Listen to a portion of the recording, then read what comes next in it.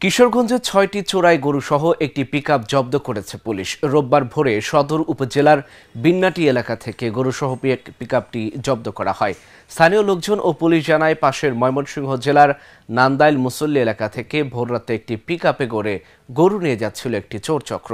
এ সময় চেকপোস্টে টহলরত পুলিশ পিকআপটি সন্দেহজনক হওয়ায় থামানোর সংকেত দেয় এক চেকপোস্ট থেকে কিছু দূরে গরু বোঝাই পিকআপ রেখে চোরচক্র পালিয়ে যায়। পরে ৬টি গরুসহ পিকআপ জব্দ করে থানায় নিয়ে আসে পুলিশ। কিশোরগঞ্জ সদর মডেল থানার ওসি আবদুল্লাহ আল মামুন জানান, আইনি প্রক্রিয়া শেষে গরুর মালিকদের কাছে গরুগুলো হস্তান্তর করা হবে। বিন্নাটি নামক স্থানে আমাদের চেকপোস্ট করাকালীন সময় স্থানীয় জনতা নিয়ে একটি পিকআপকে থামানোর জন্য সিগন্যাল দেওয়ার পরপরই পিকআপটি দূরে থামিয়ে পিকআপে থাকা ড্রাইভার এবং যাত্রীগণ দূরে চলে যায়। পরবর্তীতে পিকআপে থাকা ৬টি গরু সহ অত্র থানায় নিয়ে আসা হয়। পরবর্তীতে বিষয়টি জানা যায় যে অত্র বিষয়ে এই গরুগুলা ময়মনসিংহ জেলার নান্দাইল উপজেলা মুসল্লি গ্রাম থেকে চুরি করে নিয়ে যাচ্ছিল।